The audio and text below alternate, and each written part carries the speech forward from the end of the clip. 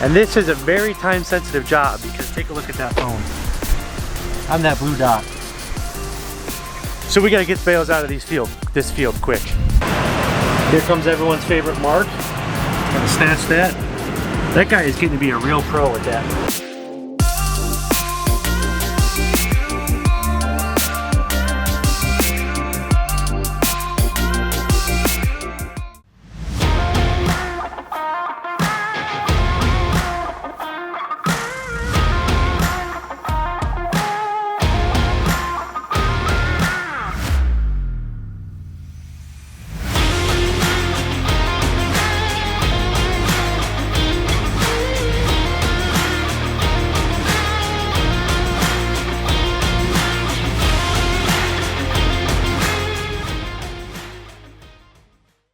Hello friends and family, I hope you like the mustache. We've been pretty busy the past 2 weeks, so I had some stuff growing out and I just thought, you know what, I'm not going to take it off. I'm going to leave a little fur on the upper lip, so maybe it'll get us some more followers. Well, I'm tuning into you from the cab of a John Deere S690. I'm out here cutting wheat near Greenwich, Ohio. And today should be a pretty sweet episode if I can get it all filmed. I'm going to cut wheat for about an hour or two, show some dumps.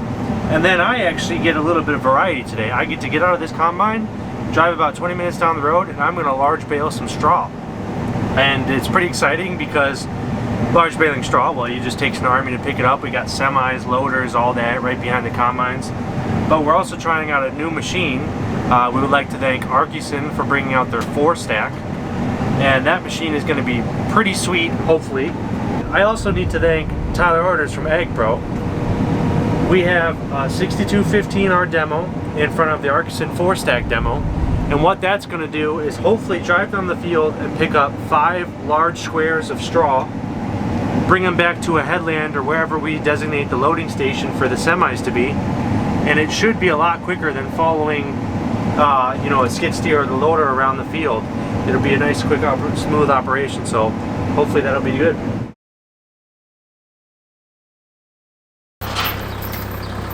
A new toy for JB to try out.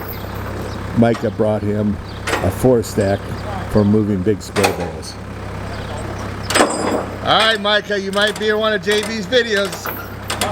Wait, I got some hats for you guys. There we go.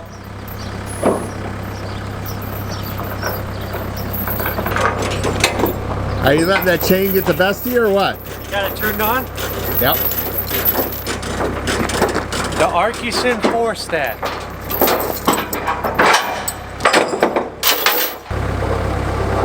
Actually, we're not going to want these out. No? Well, we'll pin and then we'll pull the wheels from the axles, and then once the axles are here and your tongue's all the way down, then we'll set the ramps out. Because otherwise you'll have to drive up the ramp. So, back just a hair.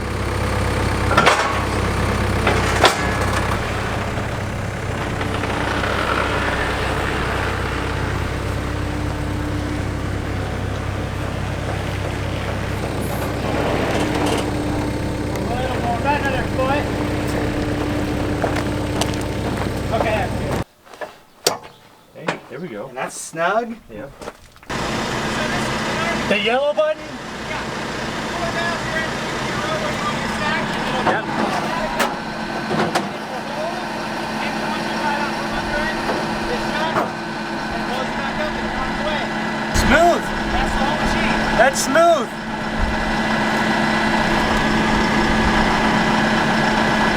Here's only our real adjustments. Yep. And these adjustments are the stop on how high it's going to lift. Okay. If you ever switch to 3x4s. I'm sorry, I meant 4x4s. Gotcha. Yep. Because on a 4x4 you want to go up another foot between right. bales, and that's all. That's what these adjustments are for, so you Okay. can move these. Okay. So S7, actually, if I wanted to move, I'd move it up a whole foot. Yep. So it'd go a foot higher. Okay. And that's all. Nice. And other than that, you know how the bundler sensors work. They're the same sensors. Sweet. There's only 4 of them on the whole machine. Yeah, right. That's so simple. it's really simple. Yeah, right. Wheat Harvest 2020.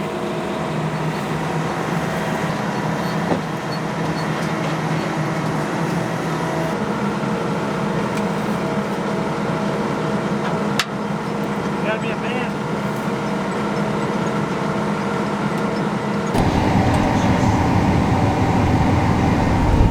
One-man show today. I had to go get my buggy. I'm almost done with this little 20-acre back piece. Came through the woods over there. We're getting this puppy filled up. Cut a few more, and we'll get ready to run.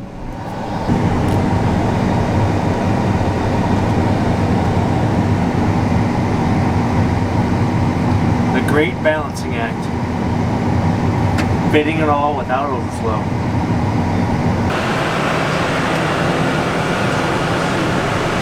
We got them bottled up.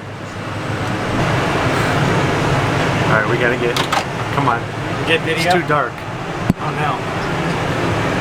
I think that's better. I'll be able to edit it up. We're cruising. Alright, Michael, what do we got? We got the 6215R demo courtesy of Ag Pro. Yeah. And we also have the Arcusin 4-stack, Arcusin, courtesy of Arcusin and Micah Carey. Yeah. So what are we doing today?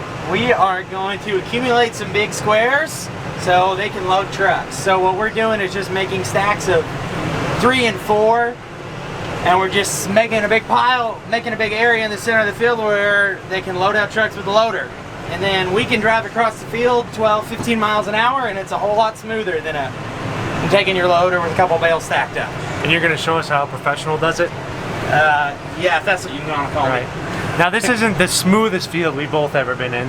No. But this thing has great suspension and the tractor's not too, at least the buddy seat's not an air ride seat, but yours is. That's a waterway, it doesn't count. Yeah. And why'd the baler guy stop baling? I don't understand. We have rain on the radar, so we're just trying to get these bales out of the field. I'm the baler guy. That's not too bad, you barely feel it. We're 50 miles an hour. Okay, so right now you have that machine tucked in right behind you, and it has a hydraulic tongue that kicks it out over. So what he's gonna do, he's gonna run up, get pretty close to the right side of his tractor, because we have a fairly wide tractor model here. Tuck a bale right into that, and you'll see the master hit it. So what's going through your mind right now, Micah? Don't mess up. Don't mess up. Because you're on video? Yeah. Right. So you actually programmed, you're like, okay, this back little jog, there's 3 bales left. So Yeah. I went ahead, you went ahead and told the machine, hey, we're gonna pick up 3 bales. So up here on our monitor, we can click through here. I want to set 2, 3, 4, 5 bales, and then accumulate all in a row, or just dump where you're full. Right. And then we have a bale counter and a field counter. Okay, so here comes the first bale. All right, and slow down the time. Slow down a little bit. So one button slow down to go to 4 miles an hour, which feels weird. It does feel weird, but that's the new generation of equipment. We gotta learn it. This spaceship type thing. He's controlling this whole tractor just from that joystick. I don't touch the brake pedal, nothing. It's not normal. Now we're cruising. We're carrying about a 1,000-pound bale at 15 miles an hour. Yeah, we're going 16 right now. Yep. So you're gonna come up and you're gonna hit this bale at about 4 or so? Yeah. So you can watch the joystick. I just flick to the right. It'll auto slow down to 4. Oh, I only got down to about, not quite 4. I was a little above, but these things are built tough though. You see the quality of the machine. Yeah. It's not too heavy bale. In high density, I would make sure I was at 4 or less when I got to the next bale. Right. All right, we're grabbing the 3rd one. There we go. We're actually going 4 now, and it feels really slow. This is new to us, this tractor. It's new machine, new tractor. So it's on it, picks it up a little bit, keeps it squeezed in. 3 rides perfectly because it's supported on all 3 ends there. And now we're just going to cruise back to home point, back to home base. So we didn't flub anything up. No, that's good because there's only 3 bales now. Right, yeah, that's good. I think we're going to start baling again. I don't think it's going to rain.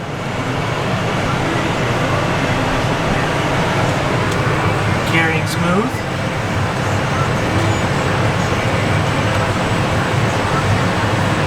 So there we have it. So now you're going to take that back to the semi-loading station? Yep. All right. We got 1 truck there loading right now, so the loader's going to come out here to get them anyway. Yep. So I'll get them ready for them. And 3 is pretty much ideal because these are 3x4 big squares, so we're stacking 3 high on the deck of a drop deck trailer.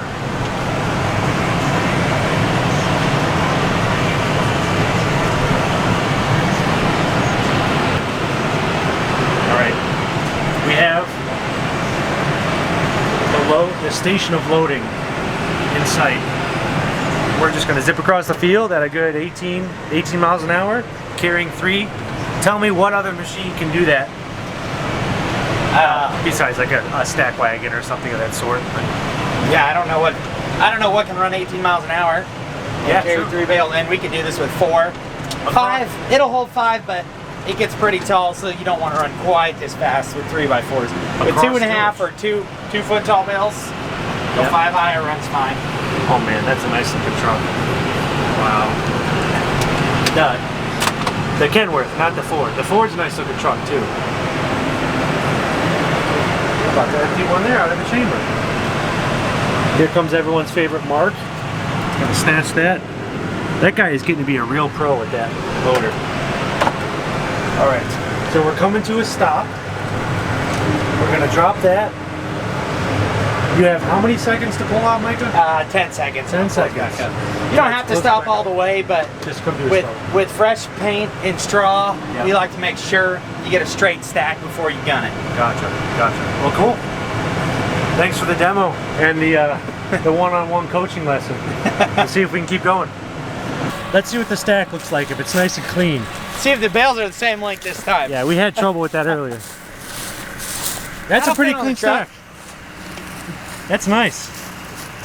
The baler operator knows what he's doing. We'll watch Mark grab it.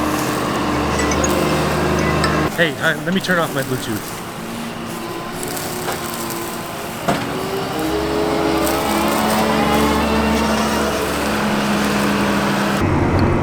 We are moving on. We are moving on to bigger, better fields. Actually, we're moving on to the last 15-acre field. We just left nice 100-acre farms, but you can see the farmers behind us, Triangle Farms, wasted no time getting into double crop beans. You have the field cultivator fitting down washouts, Chad and their drill over there, and Harley is somewhere else and they're on their smaller grain drill. Unfortunately didn't get him on film. There's the boss man Harley, hammering down.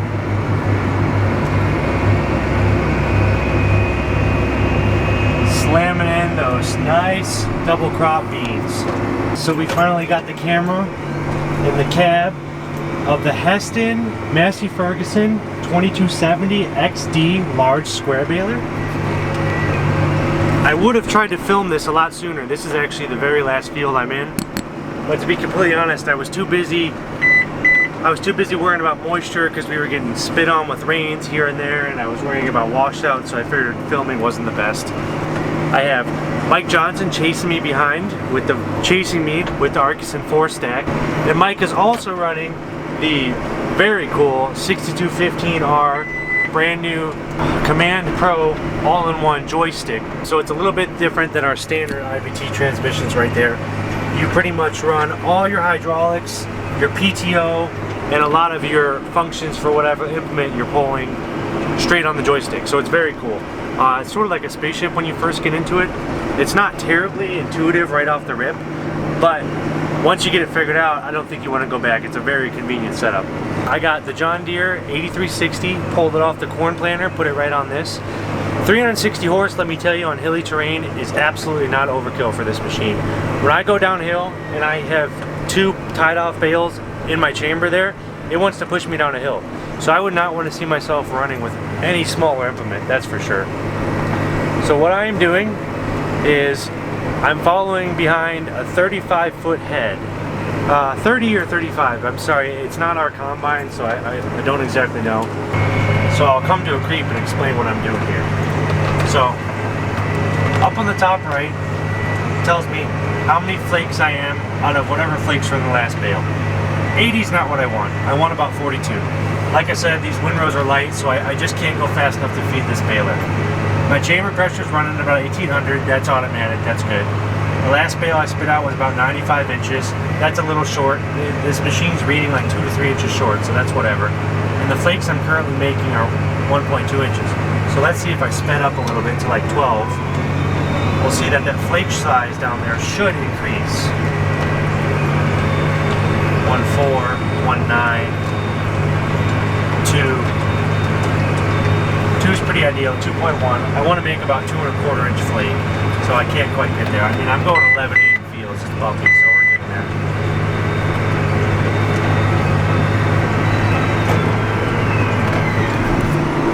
That's pretty much the gist of how you run this large square baler. It doesn't take a rocket scientist to run it for the most part while it's working well. You will have some issues where you could get a mistie. You could plug the front chamber. You have to know where to grease it in the morning. There's a few things that complicate the whole mix, but for the most part, it's not a very hard machine to run. You're just making sure your knotters are tying. You're making sure you're going the right speed to make a nice, consistent bale. You're checking your load. You're making sure you're swerving left and right to stay on center, and that's why you're hitting it. If a mistie happens here in the next 5 minutes, I'll show you it. I'm hoping that it doesn't, but that's how we make some hay, or that is how we make some large square straw.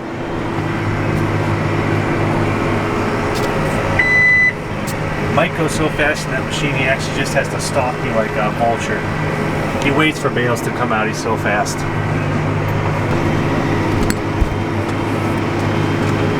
So you'll see that back trigger plate there, you run the bale right into that. It has automatic sensors. It knows, okay, I have these teeth that have to come down and clamp. Those teeth come in, they clamp the bale, lift it up, hold it there till you run over the next bale. It hits that back trigger, the teeth let off, the bales sit on that bale, the teeth grab the bottom one and raise it all up. And you can do that up to 5 bales. So that machine is just awesome. I mean, it has really expedited our straw making process out here. So this is the last windrow for today, coming in on it.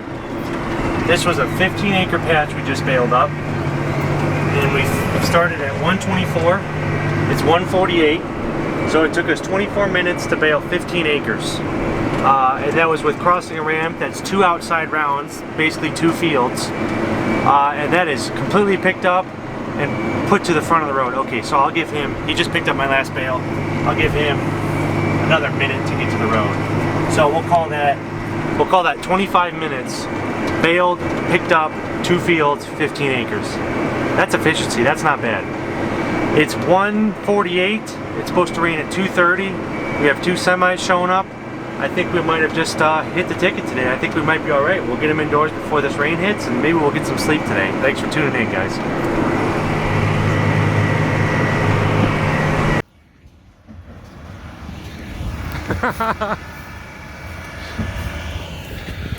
We dropped one right in the middle of the crossing. It just bounced out.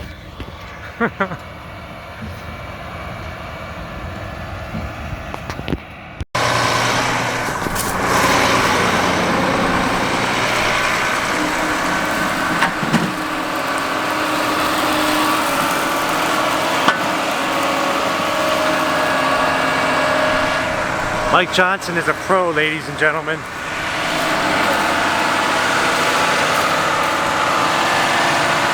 Handle? Yeah. You got more to do or what? No, that's it. Come on, another couple hundred acres. How's this tractor? Good. What's your final review on it after what, about 12 seat hours or so? Yeah, it works good. Works good? I think kids can drive it. You think kids can drive it? I think Jay can handle it. What did you say it's like? A Amish man with a buggy? Yeah, it's like you go forward and then you go backwards. Like he and haw, or hoe and what do they say? I don't even know. We're moving. See? Oh, we're going. See? Yep. Tell it. Stop. Whoa, doggy. Okay. Put it park. There we go. Did you get the GoPro running? Yeah, it's on right now. Oh yeah, look at that. That was a lousy field, but there you have it, folks. We'll throw in some Mike Johnson customized GoPro video.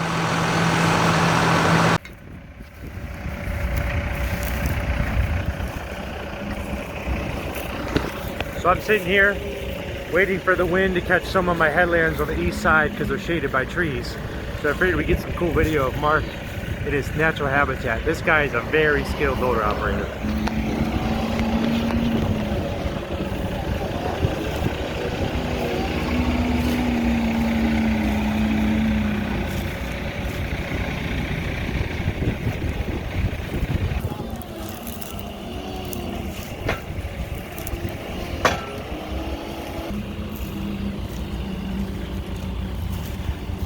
Mark better not mess up, he's on camera. yeah.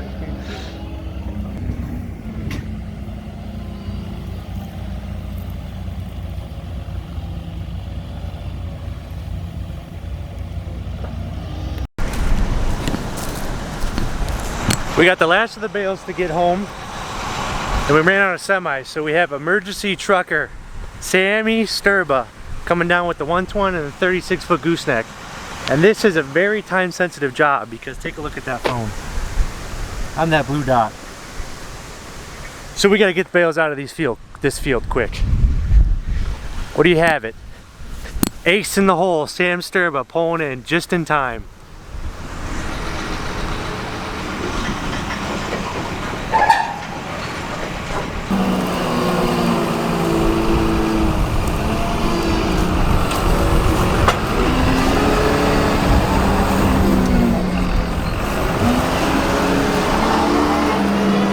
What's going on, Sammy? Not much. How you doing, Jeff? Made it just in time.